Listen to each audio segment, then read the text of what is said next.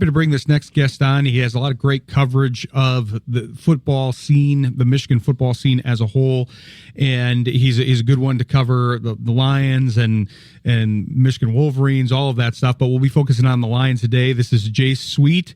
He's going to be talking to us about his off-season plan. I'm curious to hear his perspective, but we'll probably start in the obvious place here, Jace. When we were talking about your appearance on the show, this had not been locked in. We were going to talk about the offensive coordinator search, but the offensive coordinator search is completed, and now I often kind of rail against some of the stuff on social media. I try not to take part. I don't really respond to a lot of stuff or get on social media. I mainly use it for show promotion and partnering up with people and all of that stuff. But are you surprised by the backlash of this hiring, and what do you think of the hiring more importantly? Well, first thing, of course, thanks for having me as always. Definitely. And then going on to the offensive coordinator hiring, I'm not ever surprised anymore with what I see on social media or hear from Lions fans at all. Just simply because with how this season went, I talked about it pretty much every week on our show. Like our fan base, I don't know what it is, but we do a great job of complaining. So it doesn't really I don't think it matters too much of what we do outside of win a Super Bowl. Somebody will be upset. So with that being said, I was also somewhat surprised by the hiring. It wasn't a name that I necessarily had in, my short list or anything. But once it happened, I do my research and I like it. I don't love it yet, but I do like it. I think he did a good job with what he had over there in Arizona.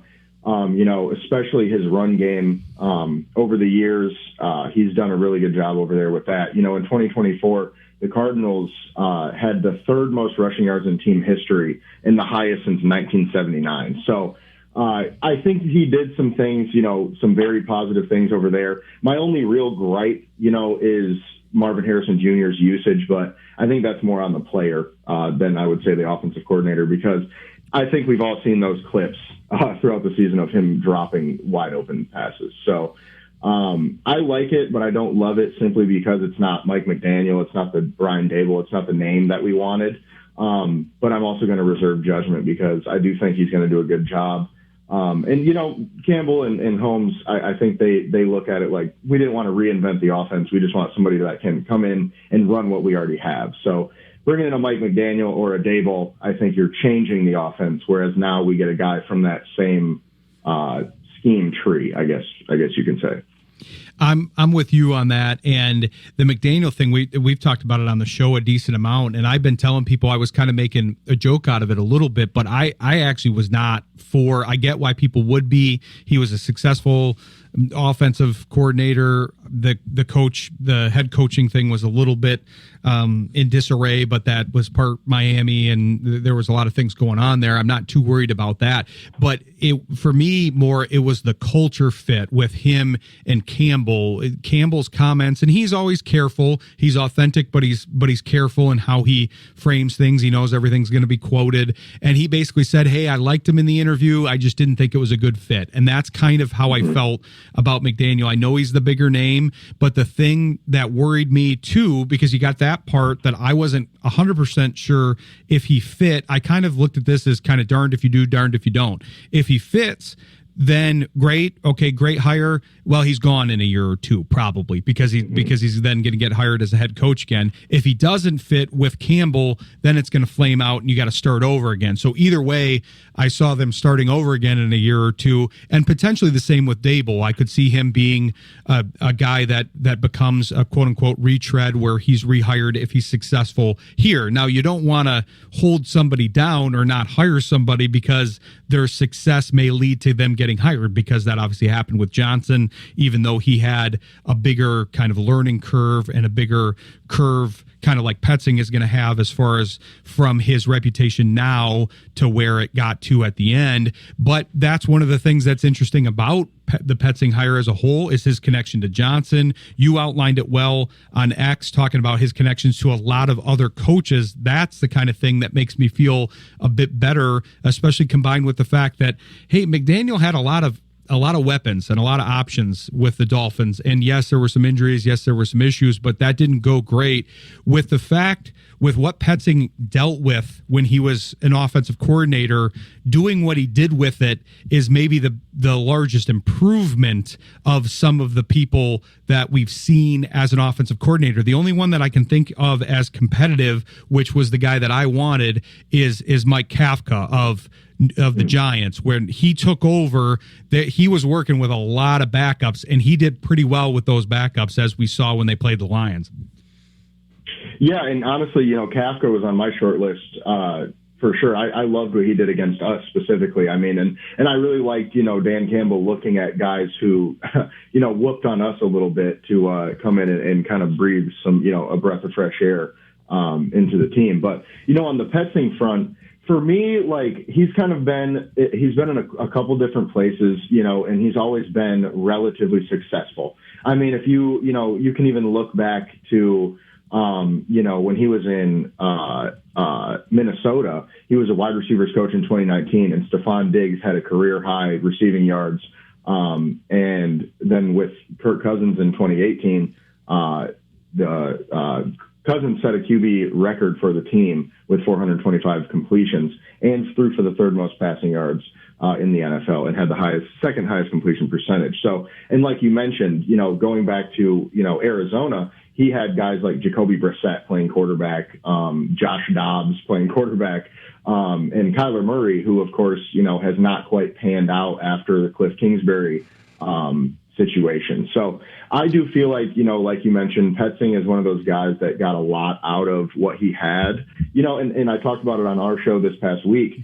James Conner, had back-to-back 1,000-yard rushing seasons, and he had never had 1,000 yards before. So, he's getting the best out of guys who, for lack of a better term, are kind of journeymen, when we talk about like a Michael Wilson as a wide receiver as well. He's kind of a wide receiver 2, probably even 3 on a really good team, but he had 1,000 receiving yards, and had his best career year this past season. So I like that. I'm definitely looking forward to seeing what he's going to be able to get out of having some real weapons and a real quarterback. Because if he can do those things with them, it's definitely exciting to think about what he can unlock over here. Exactly. You bring up Connor, and same thing with the tight end there, McBride.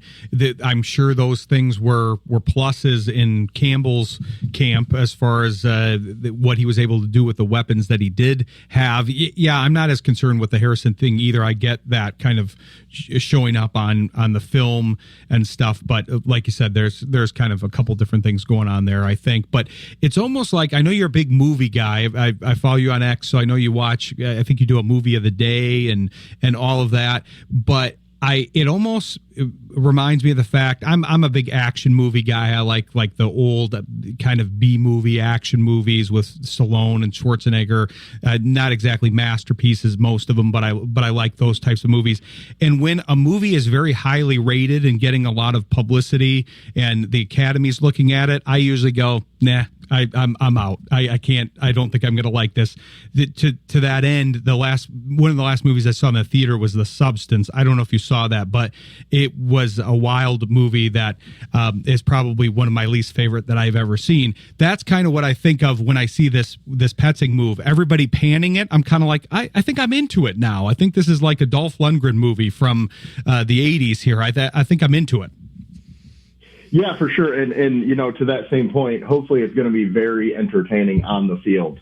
And I think it will be. So, great parallel there to the, movie business. And I definitely agree with you. It's one of those things that, kind of going back to our first conversation point with the Lions fans, honestly, like when Lions fans hate something, it makes me want to look into it more and figure out why I can like it, because generally, and I know a lot of people are going to hate that I say this, but we seem to be wrong a lot of the time. Even going back to the draft when we drafted Jahmyr Gibbs and Jack Campbell and Sam Laporta and Brian Branch. Branch was the only one Lions fans really liked out of the bunch. And I know everybody's going to look back and say, oh, we all loved it, but I think everybody was at least surprised. And I know most Lions fans hated the Jahmyr Gibbs pick. So that's just, leave it there, I guess. Exactly. Well, and that's one thing, because to take it to a broader point, because that's very abstract to say, oh, well, when you like a movie that other people don't like, that there's nothing informational about that. But the Lions are good at finding value where other people don't necessarily attribute value. Sometimes that's with a player that's somewhat undervalued in some way, and then they're able to pull them from the draft or from free agency. There's plenty of examples in the Holmes-Campbell era, but they've been able to do this in kind of all facets of the game, and they've got to get back to that if they're gonna get back to a lengthy playoff run and to the aforementioned Super Bowl. They're gonna have to find value where other people don't, because it's not necessarily going to be in a Mike McDaniel. Just like when they're going to the open free agency market here and in the draft, if you get a guy that's, sure, it's nice to have a high pick and it's nice to get a guy that's highly touted in free agency, but you're going to have to pay for that. You're going to have to pay in assets in the draft, assets in free agency. It's kind of the same way for a coach. If it's a highly coveted guy, that comes with maybe some personality issues, that comes with the fact that maybe he'll leave sooner, like I mentioned earlier. So I like that they're identifying, hey, we're looking at this as kind of more of a Ben Johnson kind of thing. We can groom him into what we want him to be as a coach. He's a younger guy. He can grow with the team here. He's got a lot of weapons, as you mentioned, and then we'll try to put some players around him and find some values in the free agency market and in the draft, because I know you're with me on this. I'm always preaching against, like, okay, sure, it would be great to have Myles Garrett on this team. Every team in the league would love to have Myles Garrett, but that comes with a contract, that comes with a huge amount of your budget, and so you got to find values somewhere, and that's what I think this offseason is going to be about to a degree, both in the restructuring end of the contracts and then the coaches and players that they acquire. Yeah, and when we look at this off season, in my opinion, it's going to be one of those, I think, again, where, like you mentioned, the Lions seem to find value in players that a lot of people don't. I keep hearing, Tyler Linderbaum, his name gets thrown around all the time, and I just don't think the Lions are going to really go after him that aggressively. Honestly, I would love it. But I think he's going to command a ton of money. And even if Decker decides to retire and, we get that $20 million back, that's just something I don't necessarily see happening. But a player that I think a lot of people aren't talking about enough is a guy like Cade Mays from Carolina. Now, he's not, an elite center like a Frank Ragnow or anything like that, but I do think we could get him for a, relatively cheap, price, probably like 10 to 12 million a year. But compared to Linderbaum, who I think he's going to get something like 25 million a year from the Chargers, because they desperately need a center and they have all the money in the world. The Lions, unfortunately, don't. So kind of to your point, that's an example of, this offseason, a lot of people might think we're going to go one way and then we pivot, and it actually would work out well, I think, in that scenario. Exactly. I want to talk about that more in the second segment here, because I think that's where they're going to have to kind of reclaim their glory a bit. And you mentioned it, but some of the things that they've done where people have kind of questioned it, it's ended up going pretty well. So I think you should probably reserve the questions, kind of like we're saying, hey, we got to see how this pans out. But I want to talk more about the player movement here in the second segment. We'll come back with Jace Sweet of the Michigan Football Network after the break. Stick with us. You're listening to Shayne Graham's Extra Points on Jethro FM. Coming back here with Jace Sweet of Michigan Football Network and talking about the Lions and the offseason plan. We're normally on the same page with a lot of this stuff, Jason, and I definitely hear what you're saying. I like that. I think that's the level that we're going to have to go to with a lot of this stuff, where you say, okay, let's cut out the Linderbaums. If you're talking centers, let's cut off the Linderbaums and the McGoverns of the world. Yes, we know they're good. Are their teams going to be able to retain them? That might be part of this. Or is somebody else going to overpay? Either way, I don't think you really want them on the Lions for that price tag. It's not that you don't want the player, you don't want the price tag and the value. Well, one suggestion, I like that suggestion of the Carolina center, but one suggestion that I found interesting too is Mike Payton of A to Z Sports, who's been on the show, brought up the idea that the Cardinals might be cutting some salary, and that their center Froholt might hit the market, and if he does, you got to think that maybe Petzing would have some interest in his former center too. So you got to wait for some of the movement to kind of happen too, because not only do you have the draft coming, but you got cuts coming, and there's going to be some guys that are going to be on the market in March that aren't on the market right now. Yeah, for sure. And that's a great example with Froholt, because I thought that same thing too, but I was thinking more of a trade, like, send them a 7th round pick or something for him. He is only on a 1-year deal though. So, I mean, if they decide to cut him, that'd probably work out better for us. We can save capital, probably save some money, and get him on a little bit longer deal.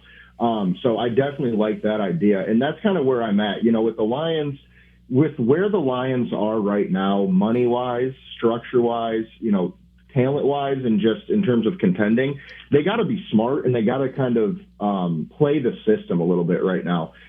Brad Holmes is going to really need to hit on a couple of these draft picks. Obviously, we don't have a 3rd-round pick this year, so that doesn't help.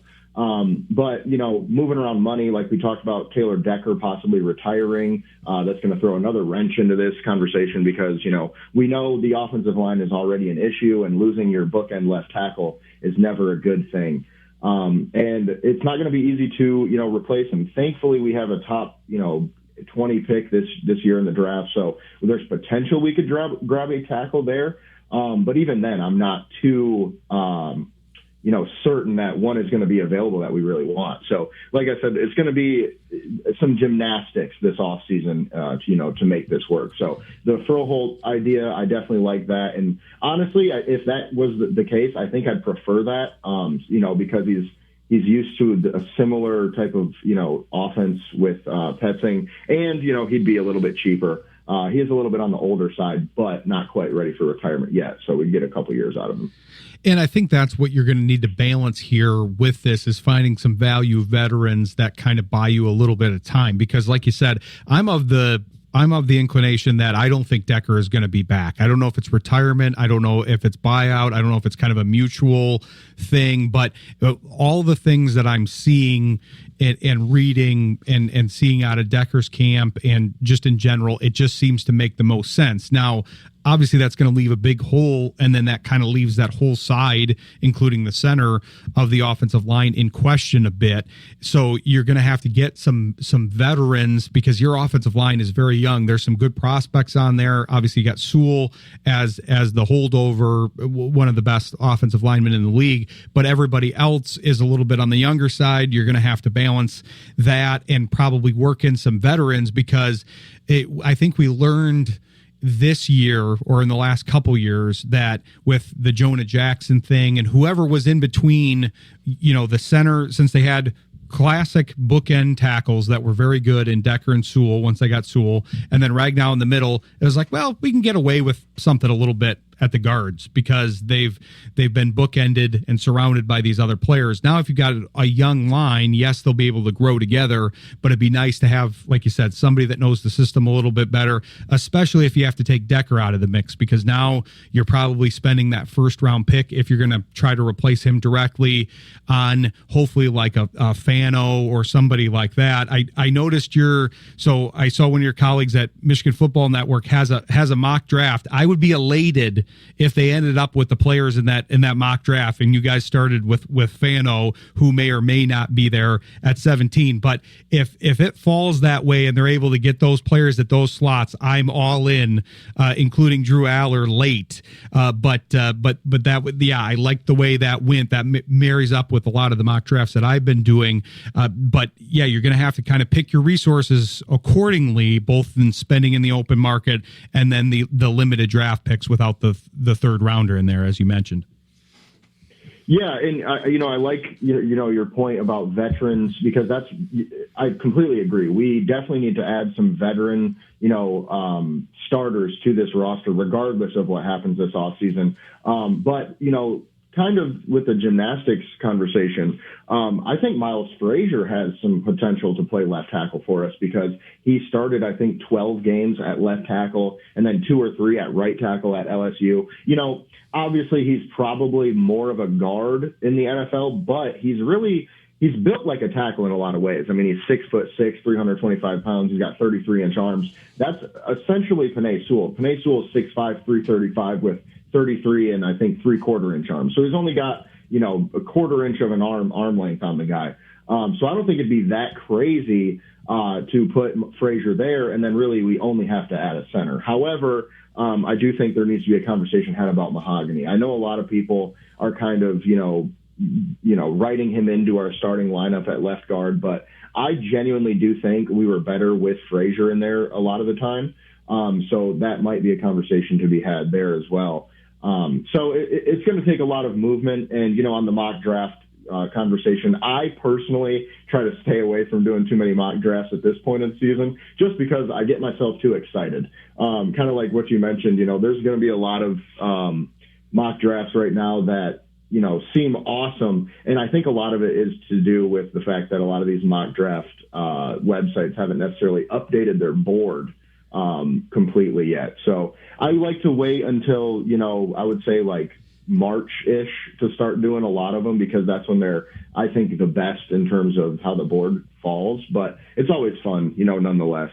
But personally, it's hard for me to live off of hypotheticals, Exactly. And I'm totally with you. I know when I do a mock draft, and especially if you kind of know about the prospects, you study the prospects more than I do, but you know about the prospects, you know about the board a little bit. You just end up taking players that are just undervalued at this point in time. They're valued at a third round or a third day grade, day 3 grade, and then they end up in like the second round, and you're taking them in the 5th, 6th, 7th round going, hey, this is a great pick. Yeah, but you're not going to be able to take that on draft day, to your point. But I know we focused on the offensive line, but I think it is the biggest need. There's a lot of focus on that defensive end, and they're going to have to shore up that other side opposite Hutchinson. But I'm glad you brought up Mahogany, because that's where I was going too, because their focus is inherently going to be on the left tackle if Decker's gone, and then obviously the center.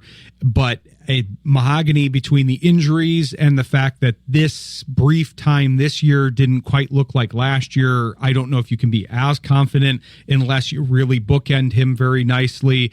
I'm glad you referenced the Frazier thing too, because I've been reading that out of a lot of folks. Jeff Risden's mentioned it, a few others talking about, hey, this right tackle may be his most natural position. He may end up settling into that if they want to move Sewell over. So at least you have some flexibility there. I think they have some good pieces as far as young linemen go on this team. You just got to reinforce it both with depth, especially with Skipper now retiring, the news coming out here recently. You don't have that backup tackle. So you've got to get some depth, and you've got to get some quality starters that are a better 5-man unit than last year. Yeah, for sure. And I think at the end of the day, regardless of what happens with Decker, we really, really have to go hard after the center position, because I think that was the obvious, issue this year was Glasgow at center. And I think Glasgow is not going to retire. I think he's going to stay around for another year, but I'm not so sure we're going to keep him at his current price tag, because I think if he comes back, he'll be a backup. But like I said, at the end of the day, I think center is the position that we have to add, because like I said, with Frazier and Mahogany and Ratledge and all these other guys, there's a lot of versatility there. So, we could kind of swap things around, or, just add a guy in free agency at center and then draft our tackle in the first round and move on. Because, Brad Holmes has mentioned it very, very often this offseason that he is going to be very aggressive when it comes to the offensive line. And then your point about the defensive line, I'm one of those that has been, we need to take an edge in the first round the last 2 years.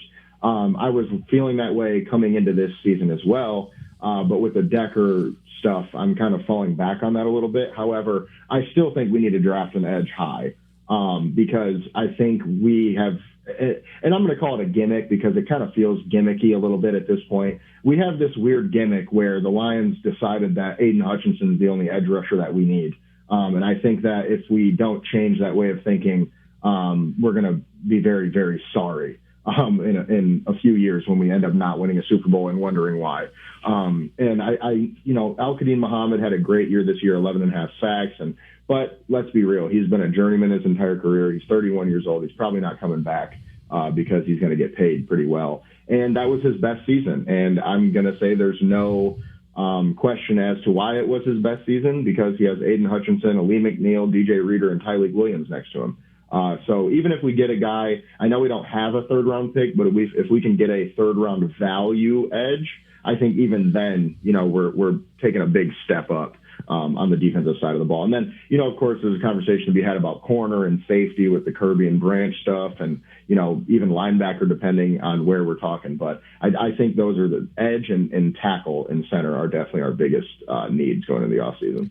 I agree, especially on the second round kind of slotting or beyond the first round, because you talked about it being a gimmick. I thought you were going to go a different direction. You're right about that part, the Hutchinson part, but I thought about kind of how they view that other side. They don't necessarily, they're not even searching for that premier defensive end opposite him. They're looking for somebody that can kind of crush the can a little bit, as that phrase got popular. We watched Reuben Bain in the college football playoff final. I was there at the game and very impressed by him and Misador. Bain's going to come off the board very high, obviously much higher than their first pick, I believe. But that type of guy that's going to be a premier guy, I don't know if they're even in the market for him, for that kind of guy, to a degree, because we talked about this before last year's draft. There was a lot of depth from that defensive end position, and they just didn't go for it. So hopefully that means that maybe in that second round,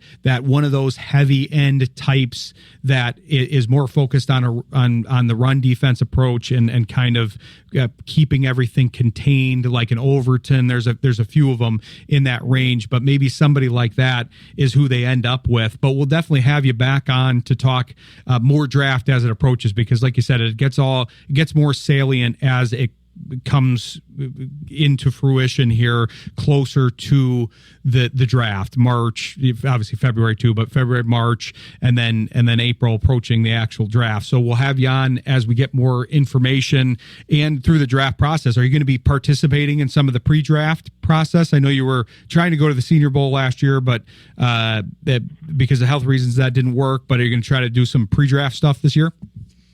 Yeah, we got, media credentials again for the Senior Bowl this year, but again, I'm not going to be able to make it, unfortunately, this time for scheduling issues. But they are doing for the Shrine Bowl, they're doing something pretty cool this year, which is, what are they calling it? Virtual credentials, to where, they're going to let you get, they're going to have practice cameras set up so you can basically be there. So I'm going to be paying a lot of attention to that. And obviously paying a lot of attention to the Senior Bowl, as well as, the tweets come out and things like that. But, we're getting to the most exciting part of the year for a lot of us, which is draft season and free agency. So it's, starting to heat up a little bit. Especially with this off season pending with the Lions here. But yeah, I'm happy you could come on the show. Be sure to plug where they can follow you here, both with the podcast, the YouTube, and the website as well.